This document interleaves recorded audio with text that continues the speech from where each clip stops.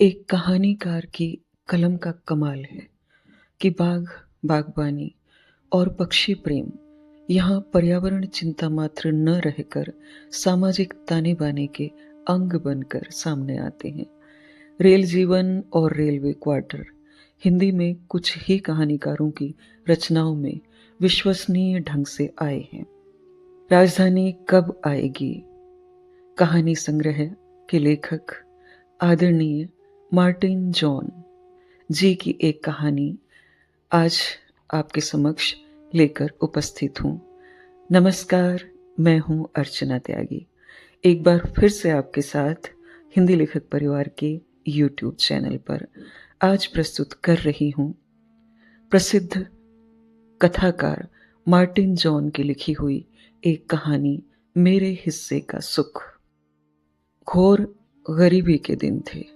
लगभग 500 रुपये की तनख्वाह वाली नौकरी और 8 जनों की पेट की आग, उनका भरण पोषण। पापा अक्सर माड़ भात खाकर ड्यूटी चले जाते थे। सप्ताह में 2-3 रोज हम भी वही खाकर स्कूल जाते थे। सर छुपाने के लिए रेलवे द्वारा आवंटित क्वार्टर था। रेलवे क्वार्टर के आगे पीछे खाली जमीन थी, जिसे पापा ने झाड़ झंकाड़ से घेर कर छोटी सी बगिया का रूप दे दिया था। नौकरी से बचे हुए समय का उपयोग वे बगिया की साफ सफाई और उसमें कुछ एक मौसमी शाक सब्जियां उगाने में करते थे। वे बगिया में खूब परिश्रम करते, इधर उधर से अच्छी उपजाऊ मिट्टी लाते, जैविक खाद तैयार कर जमीन को उर्वर बनाते। 4-5 किलो बैंगन, भिंडी, करेला, कुछ शाक भाजी की उगाही हो ही जाती थी। पापा का बगिया के प्रति अगाध प्रेम और ड्यूटी में 8 घंटे की मेहनत के बाद भी बगीचे में उन्हें पसीना बहाते देखकर आस पड़ोस के रेल कर्मियों को घोर आश्चर्य होता।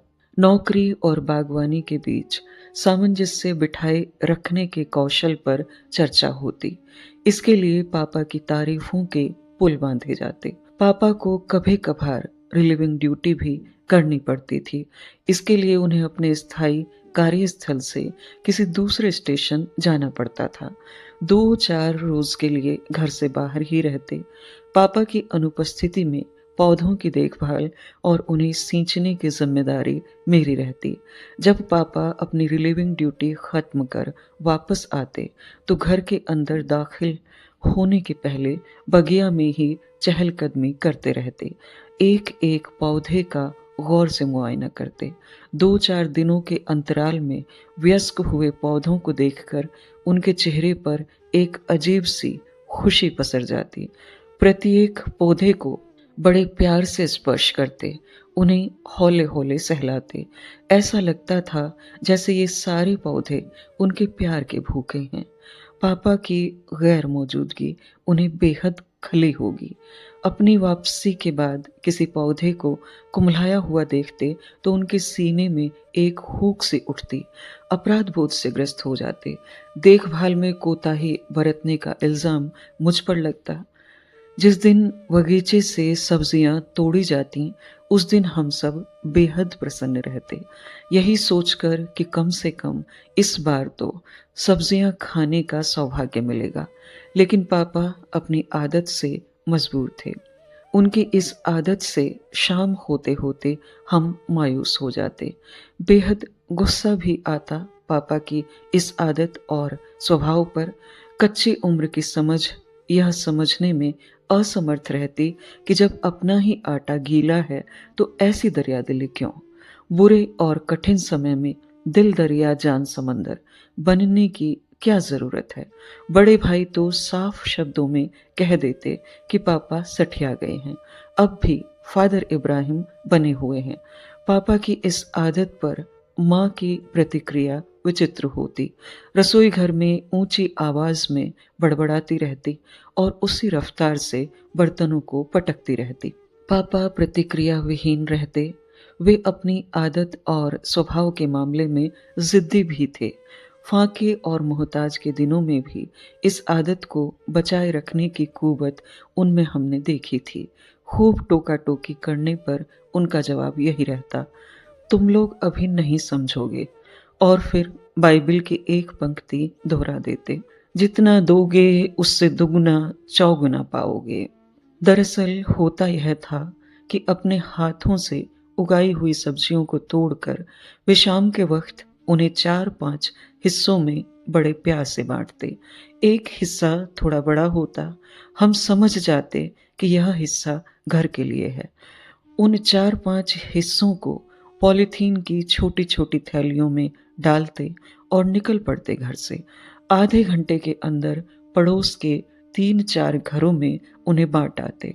वापस आकर सीधे खटिया पर लेट जाते। माँ का बड़बड़ाना जारी रहता। बड़का भैया माँ के गुस्से की आग में घी डालते, परंतु पापा इन सब बातों से निर्लिप्त आंखें मूंदे लेटे रहते। हाँ, होठों पर एक अलहदा किस्म की मुस्कान देखने को मिलती। उस दिन कुछ ज्यादा ही तरोताजा और अपेक्षाकृत हंसमुख लगते। पापा जब तक जीवित थे ये सिलसिला जारी था। पापा के गुजर जाने के बाद हम भाई बहनों ने जैसे तैसे अपनी अपनी पढ़ाई पूरी की। कुछ एक को रेलवे की नौकरी हाथ लगी, कुछ दूसरे काम धंधे में लग गए। चूंकि पापा का निधन नौकरी से अवकाश प्राप्त करने के पहले हुआ था, सो नियमानुसार मुआवजे के रूप में मुझे नौकरी मिली। तृतीय श्रेणी में मेरी सीधी नियुक्ति हुई। वही क्वार्टर मेरे नाम से आवंटित हो गया। नौकरीशुदा भाइयों की एक एक कर शादी हुई। वे अलग से रेलवे के क्वार्टर आवंटित करवा कर रहने लगे।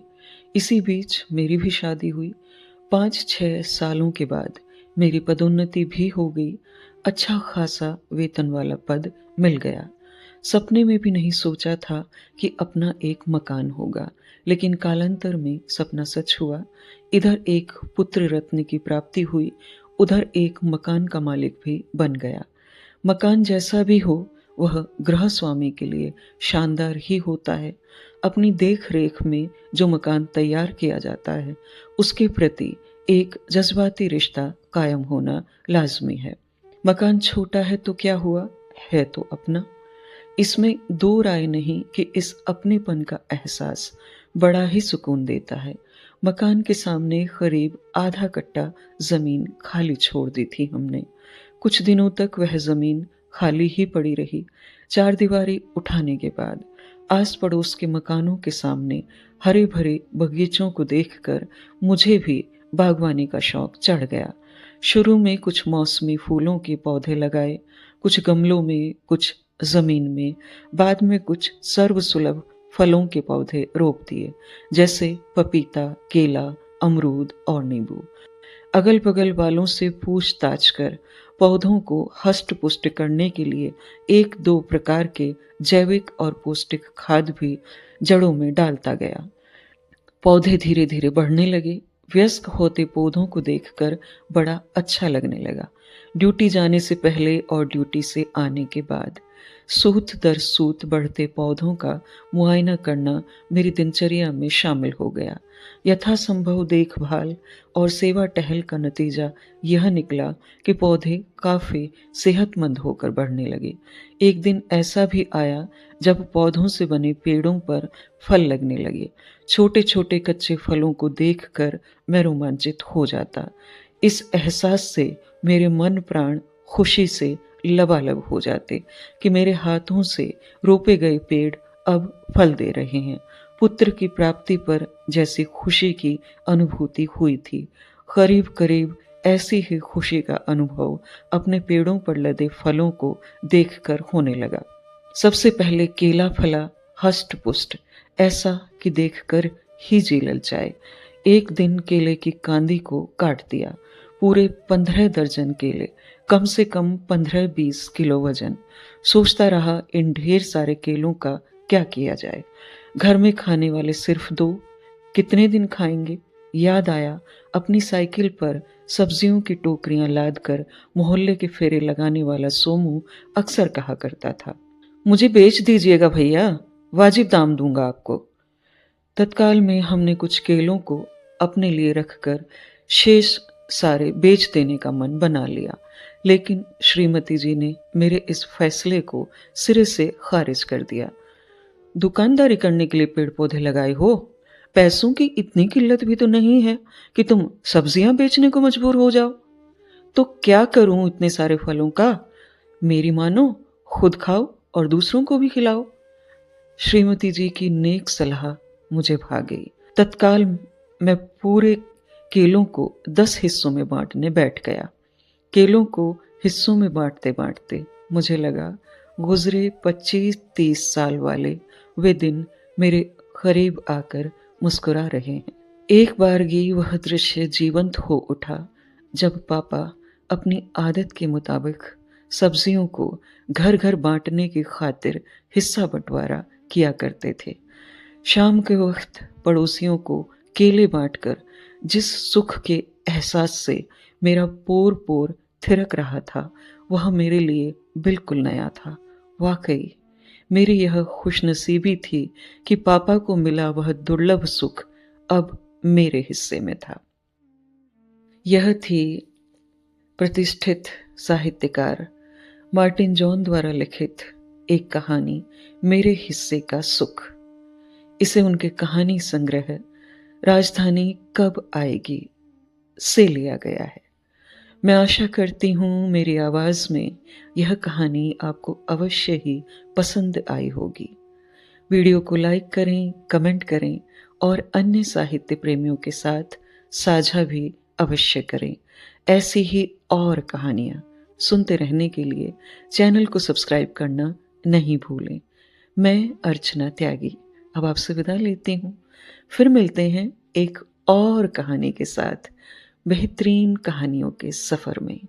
धन्यवाद। अगर आपको रचना पसंद आती है तो लाइक्स और कमेंट्स ज़रूर करें और शेयर कीजिए।